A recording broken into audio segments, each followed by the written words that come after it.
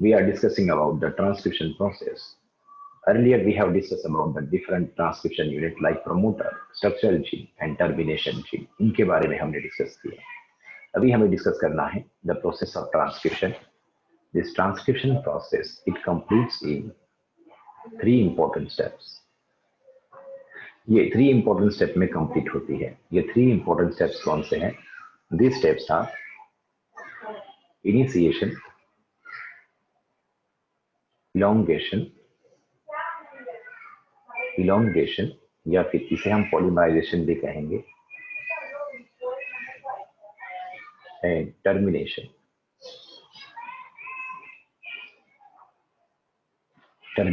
तो ये three important steps हमें डिस्कस करना है ट्रांसक्रिप्शन इस प्रोसेस में कैसे होता है. So I am drawing here the double standard DNA.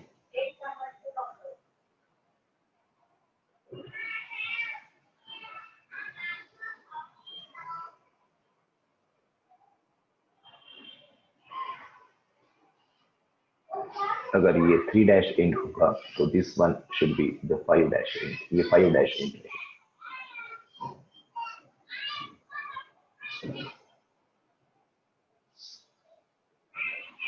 Now double standard DNA, then this will be 3 dash end and 5 dash end. हमने आपको अपस्ट्रीम रीजन, डाउनस्ट्रीम रीजन ऐसे सारे रीजन के बारे में बताया है. सो अपस्ट्रीम रीजन पर प्रोमोटर्स जीन सीक्वेंस होता है जिसे हम डाटा बॉक्स भी कहते हैं. डाउनस्ट्रीम रीजन पर the termination sequence, termination gene होता है जिसे हम टी से इंडिकेट करेंगे. और इन दोनों के बीच में जो फ्लैंक होता है न्यूक्लियोटाइड का, जो 3 डैश टू 5 डैश रीजन होता है, सो वो होता है दैट इज, उसे हम कहेंगे that is structural gene sequence. Okay. So अब यहाँ पर जो आरएनए पॉलीमराइज, आरएनए सिंथेसिस करने वाला जो एंजाइम है उसे हम कहते हैं आरएनए पॉलीमरेज एंजाइम, जिसे डीएनए डिपेंडेंट आरएनए पॉलीमरेज भी कहा जाता है. ये क्वेश्चन पूछा गया है, DNA dependent RNA polymerase.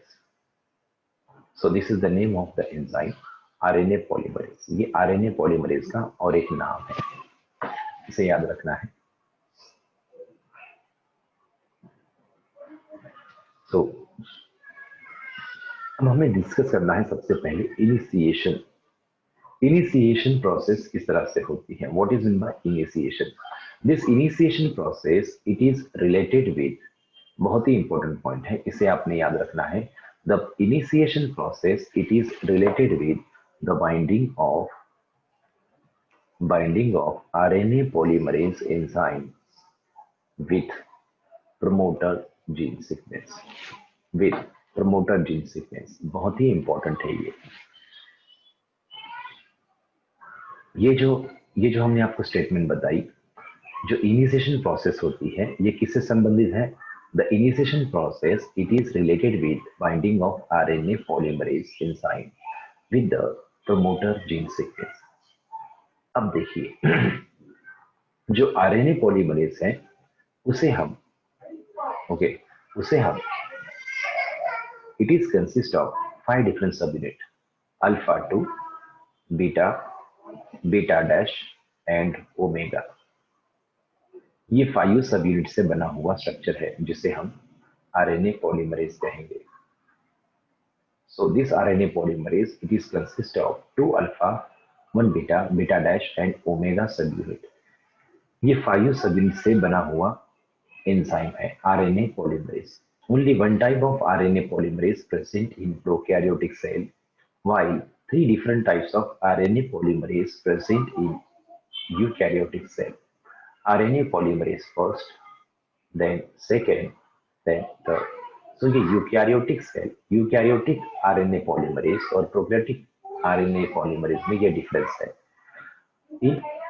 In prokaryote, only one type of RNA polymerase is present, which is consist of alpha 2, beta dash and omega 5 different subunits.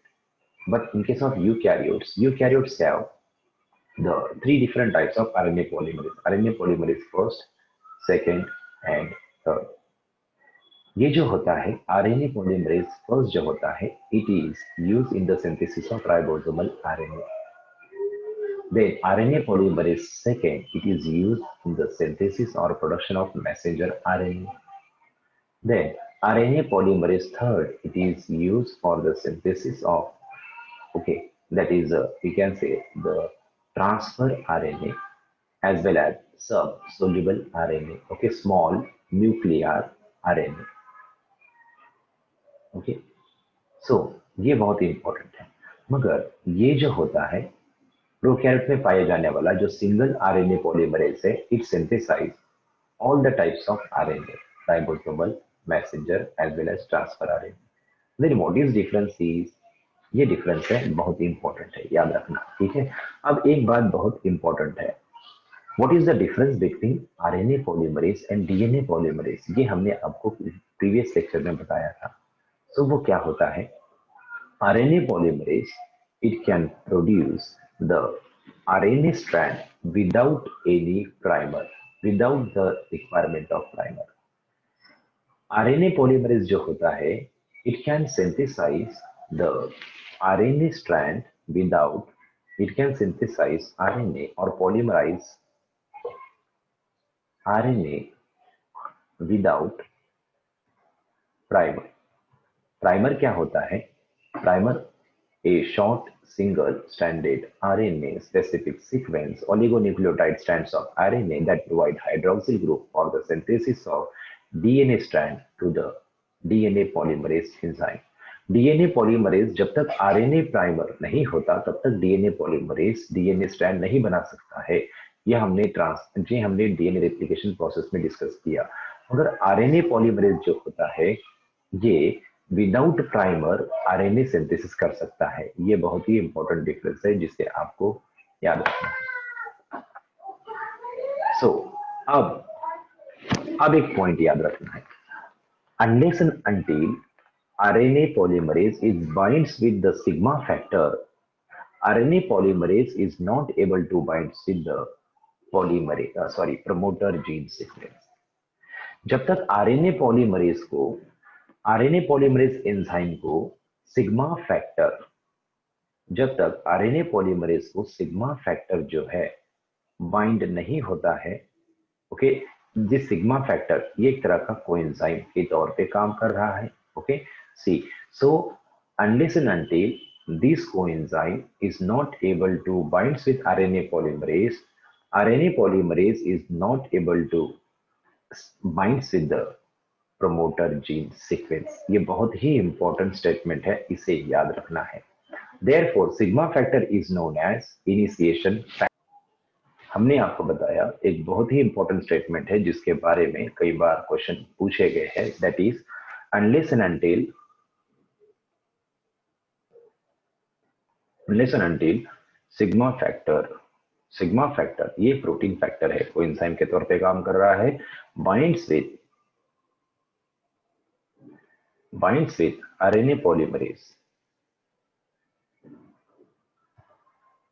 RNA polymerase is not able to bind with promoter gene sequence. जब तक sigma factor RNA polymerase को bind नहीं होता है तब तक RNA polymerase sigma promoter side से bind नहीं होगा, और जब तक RNA polymerase sigma factor promoter से बाइंड नहीं होगा तब तक ट्रांसक्रिप्शन स्टार्ट ही नहीं होगा, ओके. सो ये बहुत ही इंपॉर्टेंट है, इसीलिए सिग्मा फैक्टर को इनिशिएशन फैक्टर कहा जाता है. यह क्वेश्चन कई बार पूछा गया है, which of the following is known as initiation factor, okay. So sigma factor को हम कहते हैं इनिशिएशन फैक्टर. यहां पर लिखना है आपने, इनिशिएशन है ये, ठीक है. सो सिग्मा फैक्टर को हम इसीलिए क्या कहते हैं, इनिशिएशन फैक्टर, ओके. तो देखिए यहां पर ये है, दैट इज ये सिग्मा फैक्टर यहाँ पर बाइंड हुआ है, ओके. इसके बाइंडिंग होने की वजह से फिर ये जो आरएनए पॉलीमरेज और this sigma factor it is known as, अब इसे हम कहेंगे द एक्टिव एंजाइम, इसे अब हम कहेंगे द एक्टिव एंजाइम. और ये आरएनए पॉलीमरेज बाइंड हुआ है प्रमोटर साइट के साथ, ओके, जब आरएनए पॉलीमरेज प्रमोटर साइट के साथ बाइंड हो जाता है तब it start to it start to unwind the double stranded DNA by breaking down the hydrogen bonding between the complementary nucleotide of the DNA. ये आरएनए पॉलीमरेज क्या करता है, ये उस उस डीएनए की जो कॉम्प्लीमेंट्री बेस पेयरिंग है उसे अनवाइंड करना स्टार्ट कर देता है। तो हम यहाँ पर इस तरह से ड्रॉ कर रहे हैं।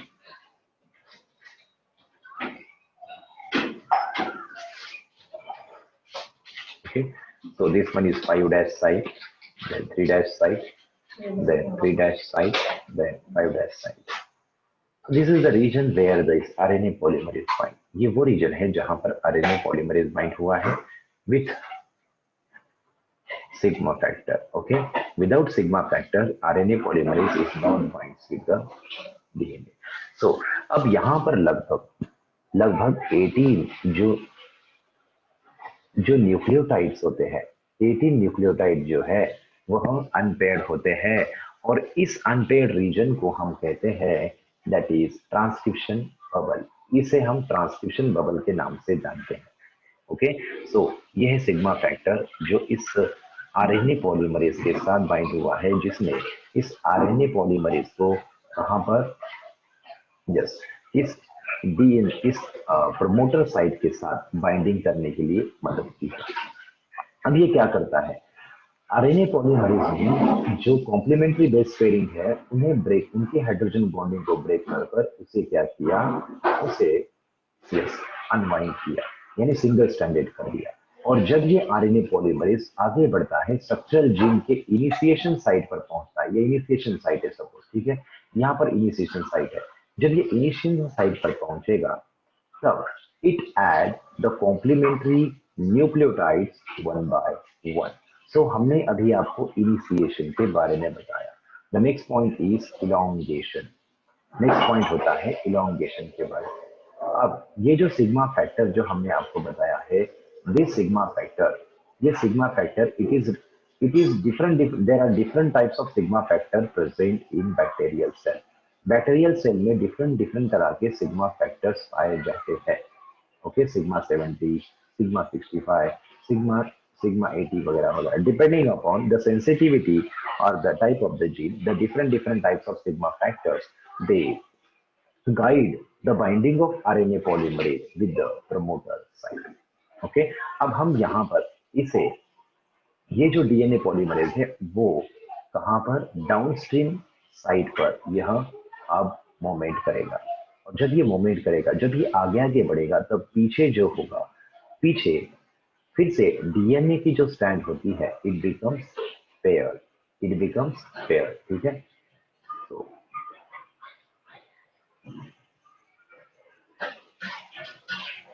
this one is 5' region, ये है 3' रीजन और ये है ट्रांसक्रिप्शन बबल जहां पर हमारे आरएनए पॉलीमरेज आया है। ओके, सो अगर ये 3' रीजन है बच्चों, तो ये दिस इज 3' रीजन, तो ये भी 3' एंड होगा। ओके, ये अगर 5' है तो ये भी 5' एंड होगा और यहाँ पर बाइंड है हमारा आरएनए पॉलीमरेज। अब ये RNA polymerase what it perform, it performed the adding of complementary nucleotide to the different nucleotide sequence present in this transcription bubble. इस ट्रांसक्रिप्शन बबल में जो न्यूक्लियोटाइड है, जो टेम्पलेट डीएनए की जो न्यूक्लियोटाइड है, सपोज यहाँ पर हम लेते हैं कुछ न्यूक्लियोटाइड्स के नाम हम यहाँ पर लिख देते हैं ताकि उसके कॉम्प्लीमेंट्री जो सीक्वेंसेस है वह किस तरह से ऐड हुए हैं यह आपको पता चल सके। तो हम यहाँ पर लिखते हैं, okay,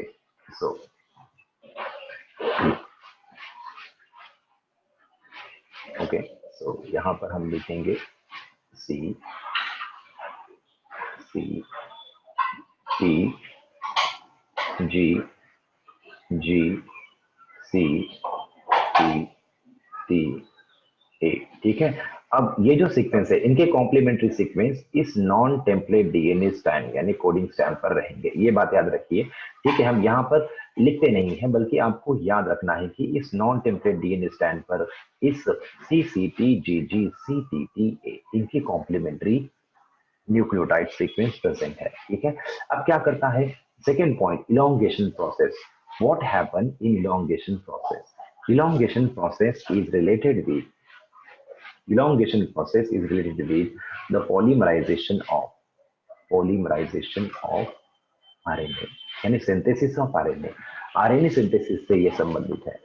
the rNTPs, okay, means nucleotide triphosphate, okay, nucleoside different rNTPs जो साइटोप्लाज्म में प्रेजेंट है, प्रोकैरियोटिक साइटोप्लाज्म में प्रेजेंट है, जो डिफरेंट आरएनटीपीज राइबो न्यूक्लियोटाइड ट्राइफॉस्फेट, क्योंकि आरएनए जो होती है वो राइबो शुगर होती है, इसलिए हम इसे राइबो न्यूक्लियोटाइड ट्राइफॉस्फेट कहेंगे, न्यूक्लियोसाइड ट्राइफॉस्फेट। ओके, जो एक्टिवेटेड होते हैं ट्राइफॉस्फेट के फॉर्म में होते हैं। इस ट्राइफॉस्फेट के जो फॉर्म में एनटीपीज प्रेजेंट है साइटोप्लाज्म में, they have been added in the form of their monophosphate. Okay, ये मोनोफॉस्फेट के फॉर्म में one by one complementary add किए जाते हैं।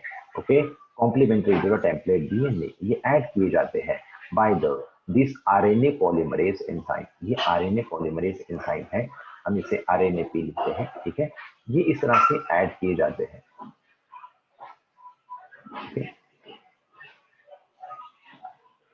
देन जहां पर ए का कॉम्प्लीमेंट्री आता है वहां पर यू ऐड किया जाता है।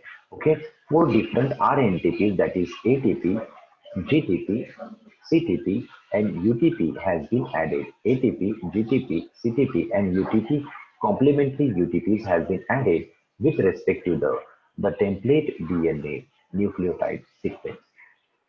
ओके, अगर टेम्पलेट डीएनए का 3' to 5' रीजन है तो ये जो न्यू जो स्ट्रैंड फॉर्म हो रही है डीएनए आरएनए की, इसकी जो सिंथेसिस की जो डायरेक्शन होगी यह इस टेम्पलेट डीएनए की अपोजिट होगी। टेम्पलेट डीएनए 3' to 5' है तो ये होगा जी का ये 5' रीजन रहेगा और यू का ये 3' रीजन रहेगा।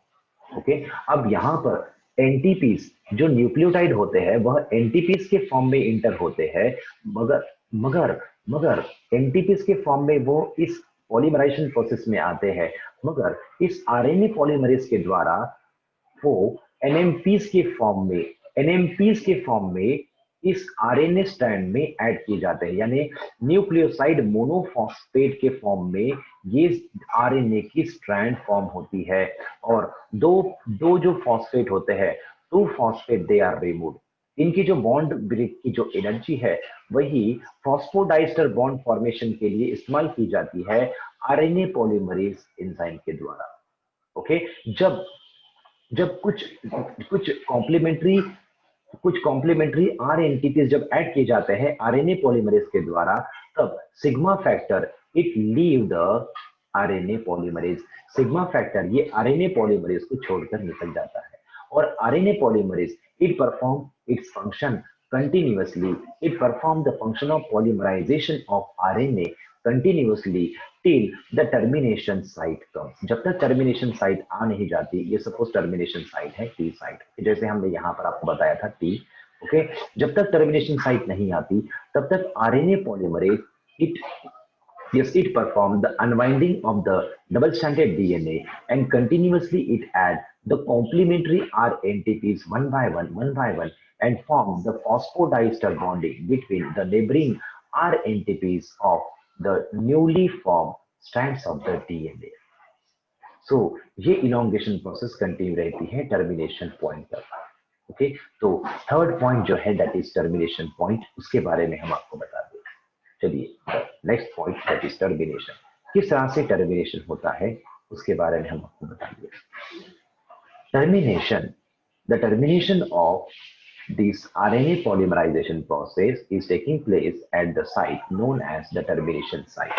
उसे हम टर्मिनेशन साइट कहते हैं। ओके, सो ये साइट कैसे होती है, क्या होता है टर्मिनेशन, उसके बारे में डिस्कस करते हैं। ओके, तो बच्चों आपने इस फिगर को ड्रॉ तो किया होगा, ठीक है। सो हम जो सबसे ऊपर वाली जो फिगर है उसे मिटाना चाहते हैं, ठीक है, ताकि वहां पर कुछ लिखा जा सके और आपको समझाने के लिए, ठीक है।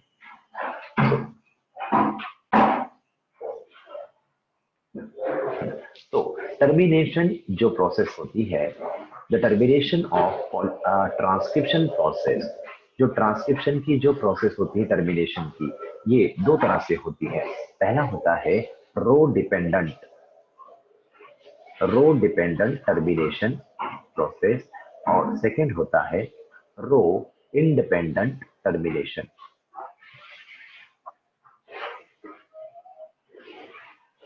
ओके, तो दो तरह के टर्मिनेशन की प्रोसेस हो सकती है, rho dependent termination and rho independent termination. जो रो डिपेंडेंट टर्मिनेशन होता है, when the RNA polymerase, when it comes at the termination site, then rho factor, जो प्रोटीन फैक्टर होता है, जिसे हम इस तरह से रो इंडिकेट करते हैं, ये जो रो फैक्टर है 9 की तरह, मराठी का 9, ओके। सो जो रो फैक्टर होता है, it binds with the RNA polymerase. Then RNA polymerase, it become unstable and it leaves the double-stranded DNA, as well as it release the strands of the RNA as well. तो ये कैसे होता है इसके बारे में हम आपको बता दें इसलिए। तो हम यहाँ पर ड्रॉ करने जा रहे हैं डीएनए की स्ट्रैंड को।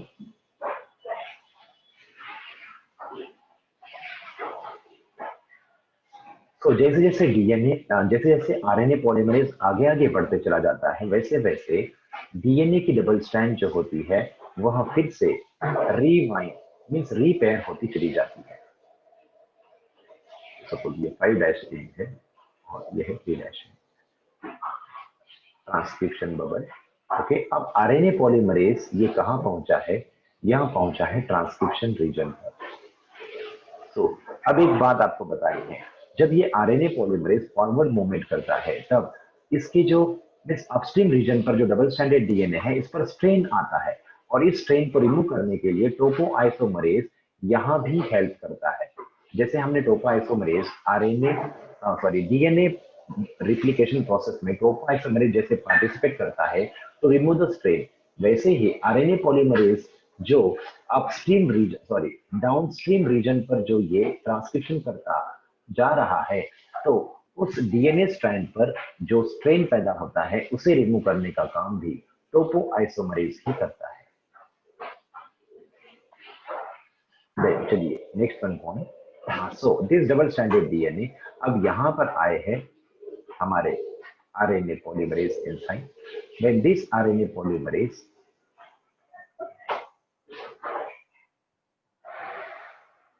यह है आरएनए पॉलीमरेज जो हमारे ट्रांसक्रिप्शन साइट पर आए हैं। ओके, टर्मिनेशन साइट पर जब ये आते हैं, तब rho we are studying about the rho dependent termination factor. Okay, rho dependent termination. So जो रो फैक्टर है, when this RNA polymerase comes at termination site, it has the specific sequence, repeated sequences. When this row factor binds with this RNA polymerase, it becomes unstable. It relieves the strands of the RNA and the double-stranded DNA.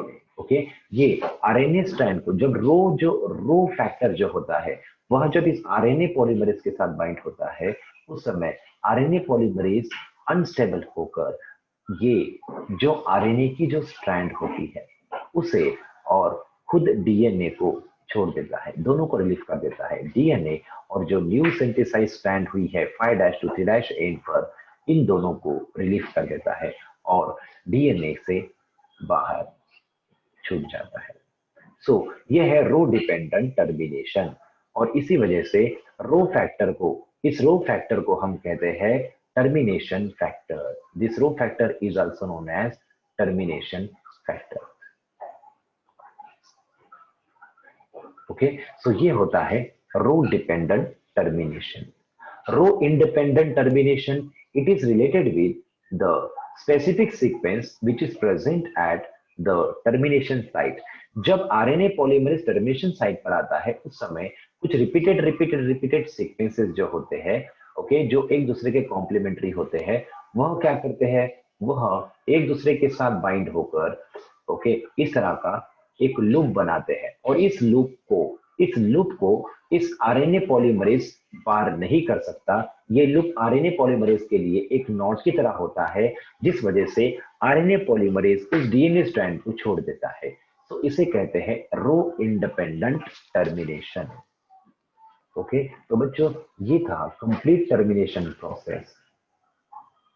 Okay, सो आप में से किसी को कुछ doubt है तो आप पूछ सकते हैं, please you may ask your question freely. The difference in okay, what is the difference in transcription of prokaryotes and eukaryotes, ये क्या होता है इसके बारे में डिस्कस करते हैं। ओके, सो देखिए, next point is what is the difference in transcription of prokaryotes and eukaryotes. अब यहां पर जो आरएनए जो फॉर्म हुआ है इसे हम प्राइमरी ट्रांसक्रिप्ट कहते हैं, मैसेंजर आरएनए सपोज ये, ठीक है।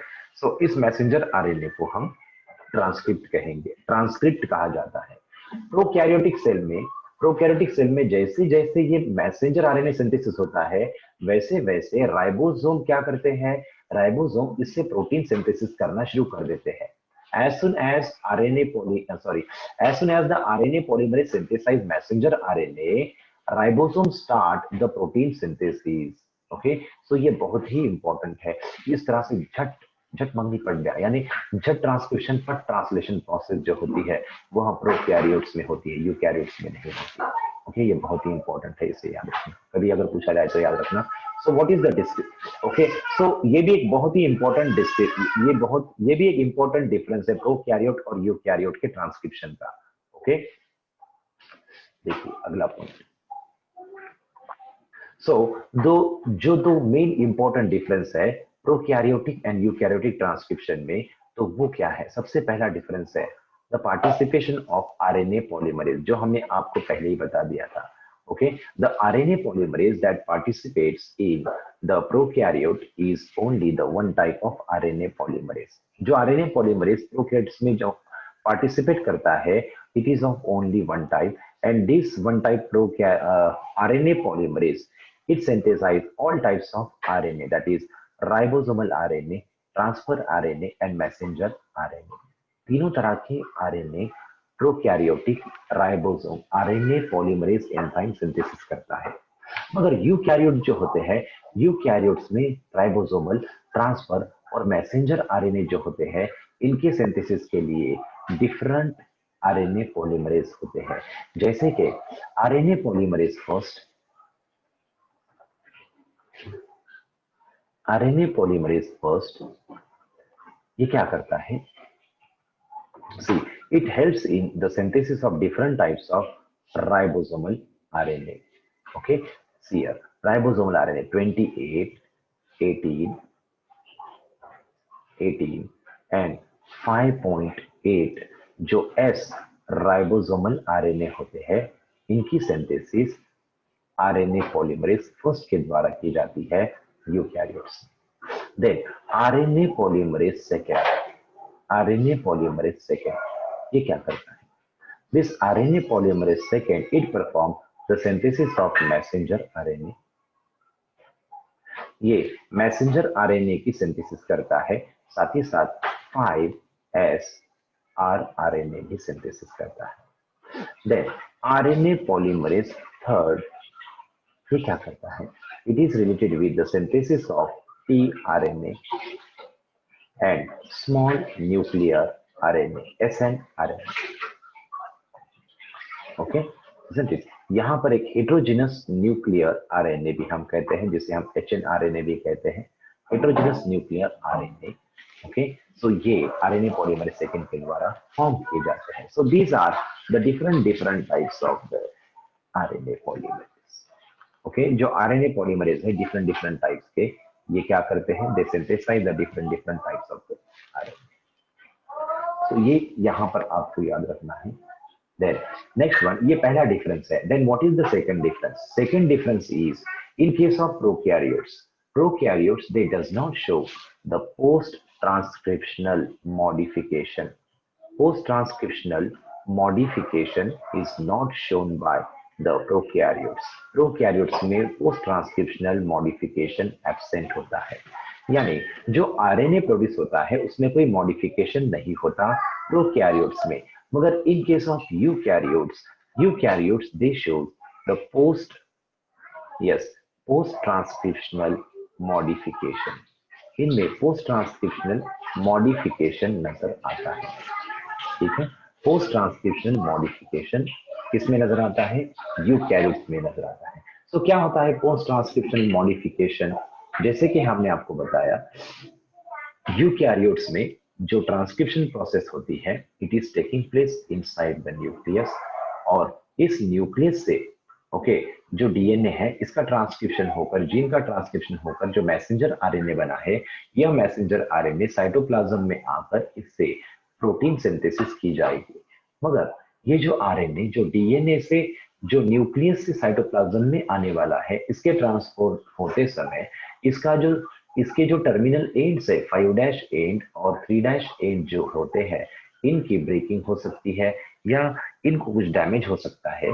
इसलिए क्या किया जाता है, इसलिए यहां पर 5' एंड पर एक कैप लगा दी जाती है जो 7 मिथिल गोनिन की होती है, 7 Mithil गोनोसिन। one or more than one 7 methyl guanine cap is added at the 5' site, while near about 200 adenylated sequence added at the 3' end. So ये जो प्रोसेस है ये इस दोनों एंड को 5' एंड और 3' एंड इन्हें सुरक्षित करवा देती है। ओके, ये सुरक्षित हो जाते हैं, ये न्यूक्लियस में ये प्रोसेस होती है। ओके, देन 5' एंड पर 7 मिथाइल गोनोसिन ऐड कर जो प्रोसेस की जाती है उसे कहते हैं कैपिंग। इसे क्या किया जाता है? इसे कहा जाता है कैपिंग। और सेकेंड वन 3' एंड पर जो मेनी एडेनिलेटेड सीक्वेंस जो ऐड किए जाते हैं उसे हम कहते हैं एडेनिलेटेड टेल, या फिर इसे टेलिंग कहा जाता है। ओके, अब ये जो यूकैरियोटिक आरएनए होता है, यहाँ पर दो डिफरेंट तरह के सीक्वेंस पाए जाते हैं। कोडिंग सीक्वेंस जिसे हम एक्सॉन कहते हैं, नॉन कोडिंग सीक्वेंस जिसे हम इंट्रॉन कहते हैं। जो नॉन कोडिंग सीक्वेंस है जिसे हम इंट्रॉन कहते हैं, उन्हें स्लाइसिंग इस प्रोसेस के द्वारा, स्प्लाइसिंग जिसे हम ट्रिमिंग भी कहते हैं, जिसे हम मैसेंजर आरएनए ट्रिमिंग भी कहा जाता है। ट्रिमिंग मींस काट छाट करना, ट्रिम। ओके, सो स्प्लाइसिंग जो प्रोसेस होती है, यह प्रोसेस में जो इंट्रॉन होते हैं यह इंट्रॉन रिमूव कर दिए जाते हैं। ओके, इंट्रॉन रिमूव कर दिए जाते हैं और फिर जो मैसेंजर आरएनए प्रोड्यूस होता है उसे हम मेजर मैसेंजर आरएनए कहते हैं। ये 5' एंड वाली 7 मिथिल गोनोसिन। ओके, अब ये जो प्रोसेस होती है, इस प्रोसेस को करने वाला जो एंजाइम है, यह 2016, 18 वगैरह कई बार पूछा गया है। ये जो स्प्लाइसिंग प्रोसेस की जाती है ये एक राइबोजाइम के द्वारा की जाती है, उसका नाम है स्प्लाइसियोसोम। उसका नाम है spliceosome. This spliceosome is consist of U1, U2, U4, U5 and U6 type of the subunit. Okay, इसे अब इक्विटस सबयूनिट कहते हैं। तो स्प्लाइसियोसोम ये वो फैक्टर है जो स्प्लाइसिंग प्रोसेस करता है न्यूक्लियस के भीतर। ओके, जिसमें GA 5' और UG 3' इन दोनों को जोड़कर इंट्रॉन जो होते हैं उसे रिमूव कर दिया जाता है। ओके, और सारे के सारे एक्सॉन जो होते हैं उन्हें वापस से अलाइन कर दिया जाता है। सो ये